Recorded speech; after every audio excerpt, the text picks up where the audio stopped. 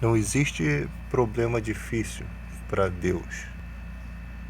O problema é que o ser humano tem uma dificuldade de se desprender das coisas da vida para ir até Jesus. No Apocalipse, você vê as cartas de revelação, né, de Deus para as igrejas. E você vê como Deus as repreende, né? Ele lembra que tipo de promessa está em jogo e ele lembra o que a igreja precisa mudar. Hoje em dia, as pessoas não querem mudar dentro da igreja. Aqui em Apocalipse 2 diz assim: tenho contra ti o tolerares que Jezabel, mulher que se diz profetiza, ensine e engane os meus servos, para que se prostituam e comam dos sacrifícios da idolatria. E dei-lhe tempo para que se arrependesse da sua prostituição, e não se arrependeu. Eis que a porei numa cama, e sobre os que adulteram com ela virá grande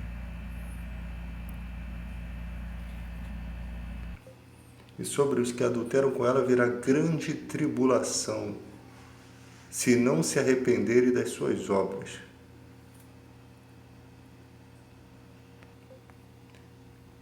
Então você vê um Deus que está preocupado com a situação da igreja, porque essas cartas representam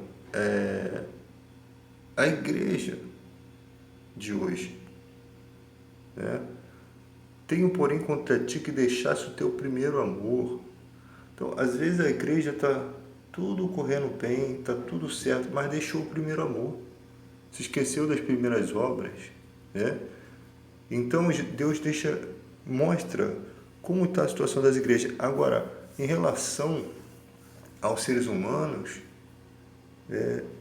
há uma dificuldade, né, da igreja buscar a Deus de todo o coração. Porque as pessoas estão se prendendo muito às coisas do mundo. Elas estão muito presas, né? E os de fora ficam achando que é difícil buscar a Deus. Não é mais como na época dos discípulos, em que as pessoas viam o Evangelho, os cristãos, né, de uma maneira tão bonita, né? Porque os cristãos, eles cuidavam até dos idosos que não eram da igreja. Até os idosos abandonados pelos romanos eram cuidados pelos cristãos, que eram chamados de ateus, né? Eles não tinham uma visão boa a respeito da comunidade evangélica. Para eles, nós éramos os ateus, né? Então, o ser humano tem essa dificuldade de buscar a Deus. A primeira coisa que muita gente deixa de buscar é porque não se acha digno, né? Muita gente não se acha digno de buscar ao Senhor. A mesma coisa que o filho pródigo diz quando comete o pecado: já não sou digno de ser chamado de teu filho. Aquela história narra a condição do homem que está em pecado e que ele não se considera mais aprovado para buscar a Deus, como se Deus levasse em conta essa consideração, né, que a gente faz em relação a Ele, né? Para Deus não há indignos. A oportunidade está aberta para todos. Quem quiser, como Jesus disse, aquele que vem a mim de modo algum lançarei fora. Enquanto a igreja discute os seus problemas, milhões de pessoas estão morrendo na depressão, outras morrendo nas drogas. É por isso que Deus quer que a igreja seja 100%. No requisito a questão de adoração a Deus, Eu não falo só louvor, né? Adoração é muito mais do que hinos, muito mais do que pregações. Em relação ao compromisso que uma igreja tem que ter com Deus. Quando vocês veem outras pessoas criticando outras igrejas, e a Bíblia é bem clara, seja pronto a ouvir, tardio a falar e tardio a se irar. A gente já deu tempo, a gente já pensou, a gente vê que nunca muda. A gente foi pronto a ouvir, a gente foi tardio a falar, né? E a gente foi tardio a se irar contra aquela situação. Mas as coisas precisam mudar, porque há uma exigência. E a questão é que tem igrejas que nem podem ser consideradas igrejas. E qual é o grau de problema nisso? Você pode achar que não há problema nenhum, mas existe, porque se aquele lugar não faz a vontade de Deus e as pessoas estão indo para lá, não estão recebendo o alimento. Não estou falando que não pode uma pessoa viver a fé sem ter isso, mas é uma fé meio que bagunçada. Nem só de estudos bíblicos vive uma igreja. A igreja tem que viver de unção, a igreja vive de oração, a igreja vive muito mais das coisas espirituais do que das coisas intelectuais. Você vê muita gente intelectual no meio cristão, mas que não tem santidade alguma. A santidade é uma coisa a se buscar todos os dias. E quando você deixa de buscar, o pecado vence você. A santidade é um passo de cada vez, de cada dia você lutando contra as suas dificuldades. Enquanto a gente não conserta essas coisas na igreja, aqui fora as pessoas morrem espiritualmente. Porque nós não temos unção nem para a gente, como que vai transbordar essa unção na vida das pessoas? Tem gente que acha que uma conversa ela tem que ser somente baseada em versículos bíblicos, fica tirando versículos bíblicos como se fosse uma flecha para ver que alguma hora vai pegar no coração do ser humano. Você tem que conversar, as suas palavras já têm unção. Você tem que entender o que a pessoa está passando. Não adianta você jogar versículos bíblicos como uma flecha. Você primeiro tem que conhecer, porque diz a palavra do Senhor que nós consolamos as pessoas com a mesma consolação que somos consolados. Então, a maioria dos nossos problemas que nós temos em vida acabam nos contribuindo, como todas as coisas cooperam para o bem daqueles que amam a Deus, daqueles que são chamados segundo o seu propósito. Tudo aquilo que você passa, até as coisas que você mesmo apronta, que não é obra de Deus, até aquilo acaba contribuindo quando você volta, quando você cai em si, porque você passa a entender como as pessoas pensam quando estão naquela condição, como elas estão vivendo espiritualmente quando elas estão naquela condição, porque você passou por aquela condição. Então você consola as pessoas com a mesma consolação que você é consolado. Deus vem, te renova, Ele vê que no teu coração existe uma autenticidade. Tem gente que está vivendo no pecado da carne mesmo.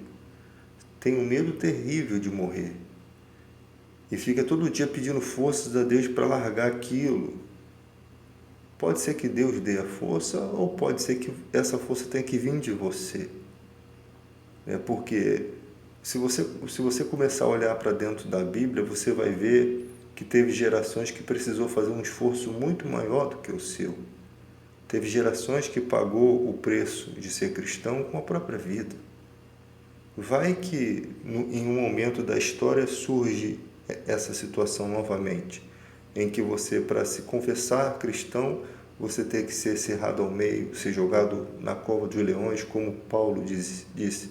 Até o momento somos espetáculos a homem e a anjos. Era uma festa que o mundo fazia. Do outro lado, os anjos vendo toda a tortura que se fazia com aqueles que eles amam, com aqueles que vão herdar a promessa, que um dia vão reinar com Cristo, que Jesus vai confessar diante dos anjos a Deus, vai confessar o seu respeito, da sua fé, e os anjos vão te amar da mesma forma. Já amam, né? Porque eles amam tudo que Deus ama. Então, você imagina o preço que a igreja pagou no primeiro século aí, né? E hoje em dia as pessoas elas acham que é um sacrifício tão grande largar o adultério, largar as coisas, né? E que sacrifício? Diz para mim qual é o sacrifício. Uma das coisas que você tem que entender é que não existe falta de poder em Deus. Tem gente que está vivendo um relacionamento e se esse relacionamento acaba, entra em desespero. Será que não existe força em Deus para te preservar das dores dessa quebra de relacionamento? Será que nós servimos a um Deus fraco? Tem gente que está nas drogas, lutando com toda a sua sinceridade contra aquilo. É hora de você parar e entender. Você foi tirado do império das trevas, Colossenses 1,13. Você foi transportado para o reino do Filho. Você foi selado. Você agora é propriedade particular de Deus. Será que não existe poder em Deus para poder te livrar disso? É lógico que falar, só falar, eu falar, pode não ter efeito, mas o que existe é o seguinte: há oportunidade de ter poder, vai em busca desse poder, porque vai ter uma hora que a palavra de Deus vai abrir, né, como diz os pastores da Igreja Internacional da Graça, a palavra vai saltar os olhos, ou seja, Deus abre os seus olhos para enxergar aquela palavra de uma forma que você nunca enxergou. Porque ele viu o teu sofrimento e ele diz: vou dar essa palavra. E essa palavra vai ser a força. Essa palavra vai ser a força. Todo cristão já teve esse momento em que passou por um tormento e aquela palavra lhe deu a força em meio a todo o tormento. Ela foi o sustento, foi o tentáculo para se prender. Ele se prendeu naquela palavra, mas por quê? Porque Deus lançou para ele a força, abriu a palavra. Então existe a vida espiritual da palavra. A palavra tem vida. Só que buscar-me-ei e me acharei se buscar-me de todo o vosso coração. Tem gente que não está buscando de todo o coração. Está preso nas coisas do mundo. Eu sempre falo assim, tem pessoas que querem vencer as drogas, mas querem viver no adultério, querem viver na farra. Elas não conseguem, né? Elas não conseguem. Um caso comum que eu vou estar citando aqui, por exemplo, Fábio Assunção, um ator consagrado, um ator que todo mundo ama. Ele quer vencer aquilo, pode ser que até consiga, com especialistas, tem dinheiro para pagar o tratamento, que não é a condição de todo mundo, mas não dá para vencer uma coisa espiritual se você não se tornar alguém espiritual com Cristo. Jesus disse: quem comigo não ajunta, espalha. Porque você está no terreno do inimigo, você está no terreno de Satanás. Jesus disse: ele é valente. Ele guarda os seus despojos com poder. Sobrevindo o outro mais valente, vence-o e tira o despojo, a armadura que confiava. Então, quando você junta com Jesus, você é com ele. Porque quem não é com ele está contra ele. Porque quem não é com ele não foi tirado do império das trevas, não tem o selo. Jesus está falando de uma batalha espiritual. Né? Você tem muitos livros bons, né? Marx, né? Esses livros aí que a galera fala aí que é muito bom, que eu nunca li, né? Mas às vezes dá vontade de ler. Mas você tem um livro mais importante do universo, que é a Bíblia, a seu alcance, às vezes todo empoeirado ali, e é o livro que mais pode te dar uma noção de batalha espiritual. É o único livro que pode te dar essa noção verdadeira, na verdade, né? A noção verdadeira de batalha espiritual. E é tudo aquilo que você precisa para a vida está ali, né? É lógico que você pode pegar livros que você gosta, que fala de filosofia, que fala de ideologia, de progresso, de empreendedorismo, né? Empreendedorismo, muitas coisas que a Bíblia não vai falar disso abertamente, mas tem algumas coisas ali. Não tem tudo que o século precisa, mas tudo que diz respeito à vida com Deus está ali. E é a coisa mais importante para o homem. Mas o homem não lê a Bíblia. Há uma dificuldade para se parar e se conectar com Deus. Por quê? Porque o homem está desconexo de Deus. Ele deixa o dia dele ser tomado por tudo que ele gosta. Né? E você precisa... Quem nasceu em Cristo gosta das coisas espirituais. Gosta de orar, gosta de ler a Bíblia. Gostar de jejuar eu não gosto muito não. Seria bom, mas se concentrar em Deus, se concentrar nos louvores de Deus, deixar o seu coração ser governado por Deus. Né? Deus ele não vai implicar com a sua vida. Você não vai ser mudado de um dia para o outro. Tem muitas coisas que nós fazemos que é pecado que na nossa mente ainda não é pecado. Na nossa mente ainda não concebeu a ideia de pecado. Quando se concebe a ideia, acabou. Ele é tirado. Né? Nada de si é impuro, salvo para aquele que a considera, diz Paulo. Então, a gente precisa prestar atenção nas Sagradas Escrituras, porque ela é nossa proteção contra os males espirituais. Ela é nossa defesa. Então, às vezes, eu vejo tanta gente discutindo besteira na internet. Tem gente falando de Lilith, né, que supostamente é uma mulher de Adão. Você sabe que não tem base alguma bíblica. Né? Eles preferem crer numa fábula do que crer naquilo que Deus diz. Você não pode se prender a fábulas de velha caduca, como diz a Escritura. A palavra é de Deus, a Escritura é sagrada. Se não está ali, não é sagrado, não é divino. Mas foi achado num pergaminho, não importa. Feriu os conceitos bíblicos, não traga para você, descarte. Porque tudo que diz respeito à vida, à salvação, está ali. A Bíblia não vai revelar os dinossauros, ela não vai falar de homem das cavernas, ela vai falar de coisas que salvam o homem do demônio, de coisas que fazem o homem vencer a Satanás. O objetivo de Deus é esse.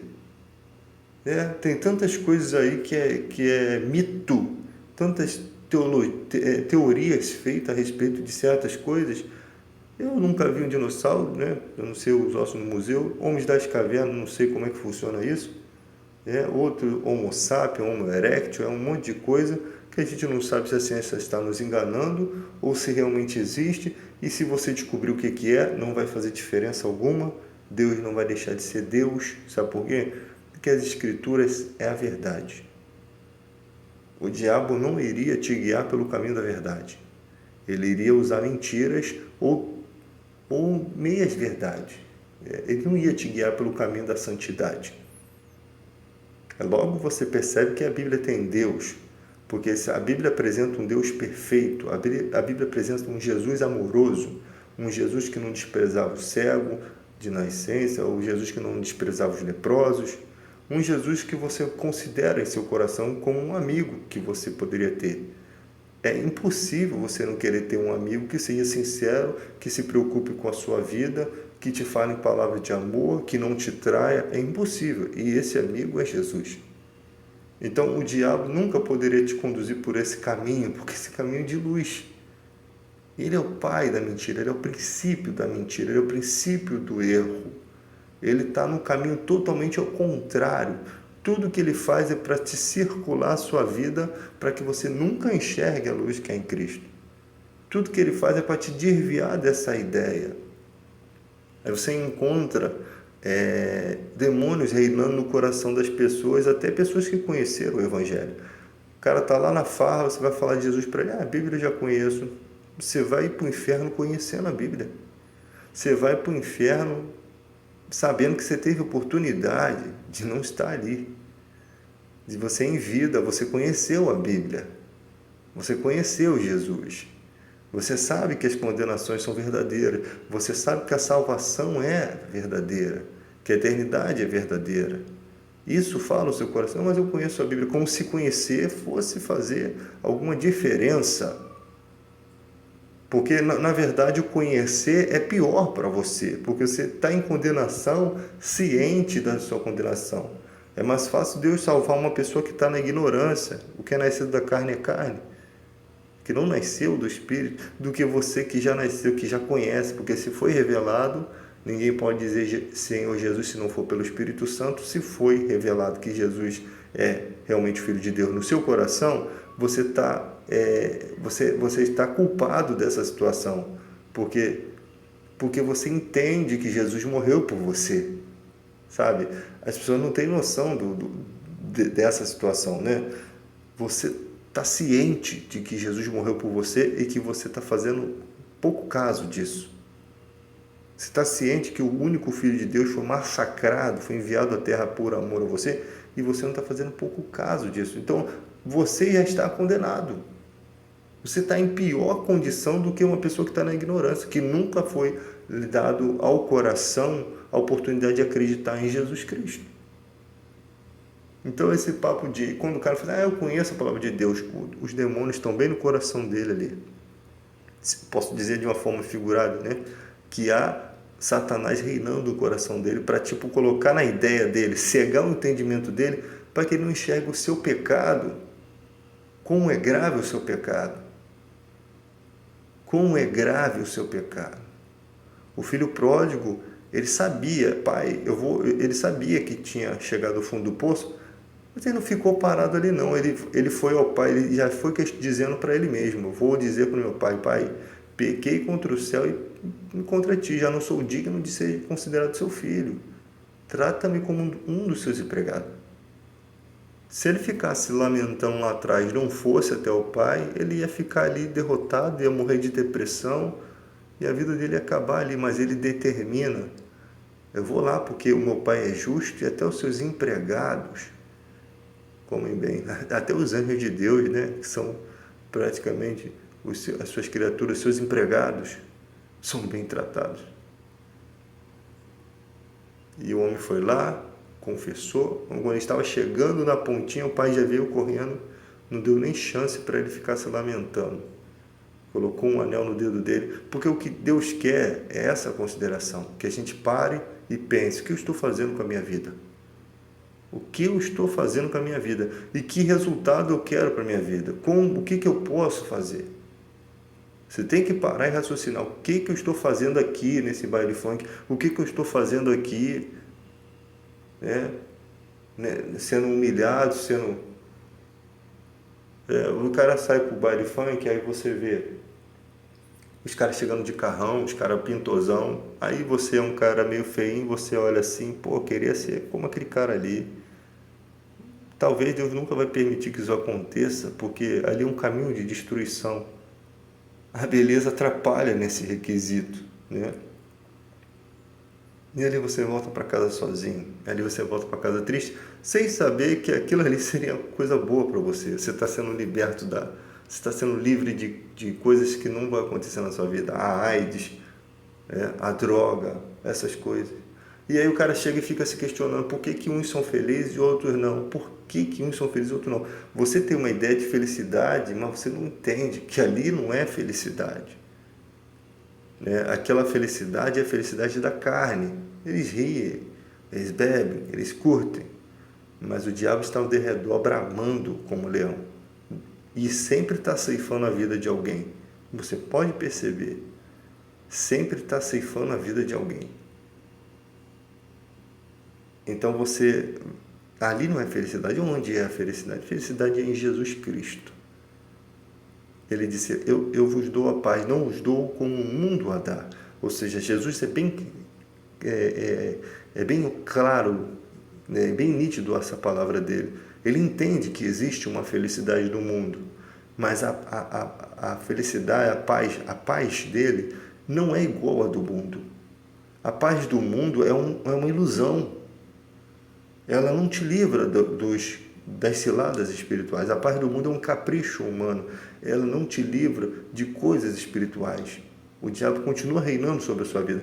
Então a paz de Jesus, ela excede a todo entendimento, porque ela não está conectada com as coisas do mundo. Ela está com valores espirituais e está aberto a qualquer pessoa. Qualquer pessoa, eis que estou à porta e bato. Se alguém abrir, entrarei e cearei com ele. Se você abre o coração, não tem jeito. Abrir o coração, Jesus mora nele. Ele não lança nada na sua cara, ele não vai jogar nada na sua cara do que você fez. Ele vai perdoar os seus pecados. Ele veio salvar você. Ele disse, os sãos não precisam de médicos, são os doentes. Nós estamos doentes. O pecado é uma doença no ser humano, uma doença espiritual, um canal aberto para os demônios, que fazem com que eles causem todo tipo de doença em nossas vidas. Sabe lá que doenças físicas, espirituais, qual for. A mulher encurvada de Lucas 13:11 estava encurvada por conta de um espírito de enfermidade há 18 anos. Jesus disse, não convinha soltar dessa prisão essa filha de Abraão, a quem há 18 anos Satanás mantinha presa. Então, o pecado traz um canal aberto, porque ali naquele momento, até aquele momento, Jesus ainda não tinha tirado o pecado do mundo. Por isso que os demônios faziam a festa, até com pessoas que estavam na igreja, né? Até mulher temente a Deus, filha de Abraão, considerada como filha de Abraão, temente a Deus. Então Jesus está mostrando que o mundo tinha um canal aberto e que ele fechou esse canal. E toda promessa reside nele. Quem quer essa promessa vai ser tirado do império das trevas. Tem que ser tirado. Tem que ser transportado para o reino do Filho. Tem que ser selado, tem que ter proteção, tem que se tornar propriedade exclusiva de Deus. Você está aí com a sua vida, hoje você é um camelô, né? Aí você faz o teu trabalho, poxa, parabéns, você está trabalhando, correndo atrás, não está roubando, não está matando, mas você também não está vencendo nada na vida, no mundo espiritual. Você pode não estar roubando, não estar matando, mas você sai com qualquer pessoa. Se uma mulher te der um mole, você vai lá. Então, isso não é uma vida espiritual. Mas a pessoa se engana. A pessoa diz, não, eu não roubo, não mato, não faço mal a ninguém. Mas isso não te livra das ciladas de Satanás. O que te livra é santidade. Sem santidade ninguém verá o Senhor. Isso que te livra. E para você ter isso, você tem que ter o Espírito Santo intercedendo por sua vida 24 horas. E só tem o Espírito Santo quem não está no mundo. O mundo não conhece, não recebe, não conhece, não vê. Está escrito lá em João, o mundo não compreende o Espírito Santo. Só quem compreende é quem Jesus dá esse raciocínio. Porque abrir o coração para Jesus é que se alguém me amar, quem me ama segue os meus mandamentos. E eu o amarei, e eu e meu Pai viremos e nos manifestaremos a Ele. Em uma forma espiritual tão bonita, Deus escreve no seu coração as leis dele. Isso aqui não tem nada a ver com religiosidade. Não tem nada de placa de igreja aqui. Não tem nada de uma tentativa de te arrastar para a minha igreja. Porque lá é a verdade. Não, a verdade está em Jesus. A verdade está na Bíblia. Ela não tem placa. Ela prevalece sobre qualquer coisa. Porque quando as igrejas começam a ir por um caminho errado, a palavra de Deus continua certa. Ela é um prego bem fixado. Ela é a sabedoria de Deus. Ela é a verdade, ela é a revelação de Deus, ela é sagrada e ela não deixa de ser sagrada nem quando os homens tentam a deturpar. Porque foram anos e anos a palavra de Deus ficou escondida após a divulgação dos apóstolos, né? Paulo, Pedro, todos os que foram discípulos também. Todos os que foram discípulos, após essa divulgação, veio um momento em que a palavra quase foi sufocada. Mas sempre surge a vida. E o Brasil é um país privilegiado por ter esse conhecimento e está fazendo pouco caso. É uma palhaçada que você vê nas igrejas. Ninguém gosta de ser repreendido. Todo mundo é arrogante, soberbo, se acha acima da média. Conhecimento bíblico não salva você. Santidade, sim.